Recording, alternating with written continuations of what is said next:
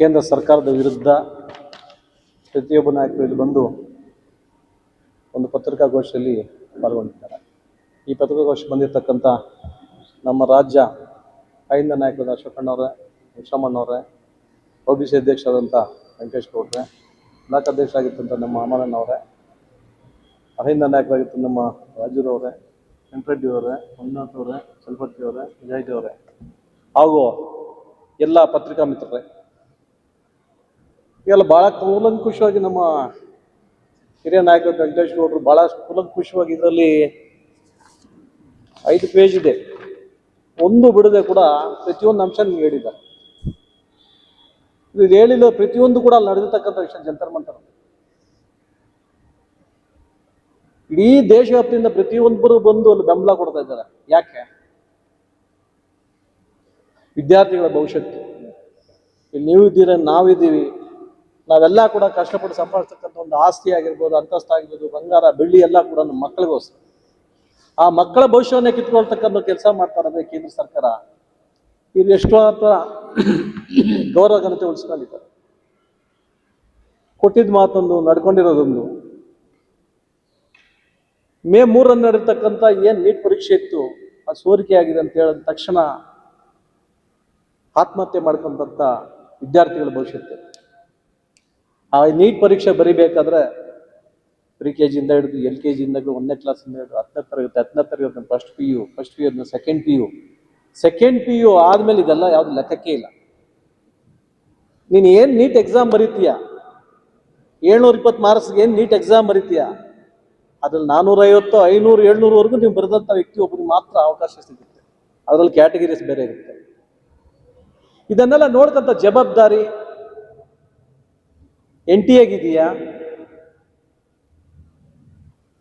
ಅಥವಾ ನಮ್ಮ ಕೇಂದ್ರ ಶಿಕ್ಷಣ ಸಚಿವರಾಗಿರ್ತಕ್ಕಂಥ ಧರ್ಮೇಂದ್ರ ಪ್ರಧಾನ್ ಅವ್ರಿಗಿದೆಯಾ ಅಥವಾ ಈ ದೇಶದ ರಕ್ಷಣೆ ಕೊಡದಿರ್ತಕ್ಕಂಥ ನಮ್ಮ ಅಮಿತ್ ಶಾ ಅವರು ಇವತ್ತೇನಲ್ಲಿ ಇಷ್ಟೆಲ್ಲ ರದ್ದಾಂತ ಆದರೂ ಕೂಡ ಅವ್ರ ಮೇಲೆ ಹಸುಗಾಯಿ ಮಾಡಿಸಿ, ಲಾಠಿ ಚಾರ್ಜ್ ಮಾಡಿಸಿ, ಹೆಣ್ಣು ಮಕ್ಕಳ ಮೇಲೆ ಗುಪ್ತಾಂಗಗಳೆಲ್ಲ ಲಾಠಿಯನ್ನು ಹೊಡೆದು ಇಷ್ಟು ರದ್ದಾಂತ ಮಾಡ್ತಾ ಇದ್ದೀರಾ ನೀವು? ನಿಮಗೆ ಕನಿಕರ ಇಲ್ವಾ ವಿದ್ಯಾರ್ಥಿಗಳ ಮೇಲೆ? ಈ ದೇಶದ ಭವಿಷ್ಯದ ವಿದ್ಯಾರ್ಥಿಗಳ್ರಿ, ಈ ದೇಶದ ಆಸ್ತಿ ವಿದ್ಯಾರ್ಥಿಗಳು, ಇವ್ರಿಗೆಲ್ಲ ಇಷ್ಟೆಲ್ಲ ಮನಸ್ಸು ಇಷ್ಟು ನೋಯಿಸ್ತಾ ಇದ್ದೀರಲ್ಲ ನೀವು. ಯಾಕೆ? ಏನು ಪಾಪ ಮಾಡೋದು? ಮನ್ ಕಿ ಬಾತ್ ಅಂತೇಳಿ ಇಡೀ ದೇಶದ ವಿದ್ಯಾರ್ಥಿಗಳೆಲ್ಲ ನಿಮ್ಮನ್ನು ಎತ್ತಿ ಹಿಡಿದ್ರು, ಕೈ ಹಿಡಿದ್ರು. ಸತತ 3ನೇ ಬಾರಿ ಪ್ರಧಾನ ಮಾಡಿದ್ದಕ್ಕೆ ನೀವು ಕೊಟ್ಟಿರ್ತಕ್ಕಂಥ ಗೌರವ ಘನತೆ ಇದೊಂದೇ. ಇದೆಷ್ಟು ಮಾತ್ರ ಸರಿ, ಎಷ್ಟು ಮಾತ್ರ ನ್ಯಾಯ BJP ನಾಯಕರಿಗೆ? ಇಷ್ಟಾದರೂ ಕೂಡ ನಿನ್ನೆ ನಮ್ಮ ಮಾಜಿ ಸಂಸದರಾಗಿರ್ತಕ್ಕಂಥ ನಮ್ಮ ಜಯಸಿಂಹ ಹೇಳ್ತಾರೆ, ಇದು ಕಾಂಗ್ರೆಸ್ ಪಕ್ಷಕ್ಕಾಗಿದ್ರೆ ಸರಿ ಹೋಗ್ತಾ ಇತ್ತು, ಅದು ನಮ್ಮ BJP ಸರ್ಕಾರದಲ್ಲಾಗಿದೆ, ಅದನ್ನ ನಮ್ಮ ಮೋದಿಯವರು ಎಚ್ಚೆತ್ಕೊಂಡೆ. ನಿನಗೆ ಮಾನ, ಈ ಪತ್ರಿಕೆ ಮೂಲಕ ಹೇಳ್ತೀನಿ ನಾನು, ನಿಮಗೆ ಮಾನ ಮರ್ಯಾದೆ ಇದೆ ಪ್ರತಾಪ್ ಸಿಂಹ ಅವ್ರಿಗೆ, ಮಾನ ಮರ್ಯಾದೆ ಘನತೆ ಗೌರವ ಇದ್ರೆ ಪ್ರತಾಪ್ ಸಿಂಹ ಅವರ ದಯವಿಟ್ಟು ಈ ಮಾತನ್ನು ಹಿಂದಕ್ಕೆ ತಗೊಳ್ಳಿ. ರಾಜ್ಯ ಸರ್ಕಾರ ಇರುವಾಗ ಕೇಂದ್ರ ಸರ್ಕಾರ ಆಗಿರ್ತಕ್ಕಂಥ ಹಗರಣಗಳು ಸಾವಿರಾರು, ನಿಮ್ಮ ನಾಯಕರಿಂದ ಮಾಡ್ತಕ್ಕಂಥ ಹಗರಣಗಳು ಸಾವಿರಾರು. ಇನ್ನೊಂದು ವಿಶೇಷ ಏನು ಗೊತ್ತಾ? ಇವತ್ತು ನಮ್ಮ ಕರ್ಮ, ಇವತ್ತು ದೇಶದ ಗೃಹ ಸಚಿವರಾಗಿದ್ದಾರಲ್ಲ, ಅದ್ರ ಮೇಲೆ ಎಷ್ಟು ಕ್ರಿಮಿನಲ್ ಕೇಸ್ಗಳಿದ್ದಾವೆ. ಇಂಥ ಒಬ್ಬ ವ್ಯಕ್ತಿ ಇವತ್ತು ಈ ದೇಶವನ್ನು ಆಳ್ತಕ್ಕಂಥ ಗೃಹ ಸಚಿವರು, ಅವ್ರ ಬಗ್ಗೆ ಮಾತಾಡೋದಕ್ಕೆ ನಾಚಿಕೆ ಆಗುತ್ತೆ. ಅಂದ್ರೆ BJP ಸರ್ಕಾರ ಇದ್ರೆ ಏನು ಮಾಡ್ಬೋದು ಅಂತ ಹೇಳೋದು ಅವರು. ನಿಮ್ಮ ಸರ್ಕಾರದಲ್ಲಿ ಆಗಿರ್ತಕ್ಕಂಥ ಹಗರಣಗಳು ಎತ್ಕೊಂಡ್ರೆ, ಅನ್ಯಾಯ ಅಕ್ರಮಗಳನ್ನ ಎತ್ಕೊಂಡ್ರೆ ನಮ್ದು ಜೀರೋ.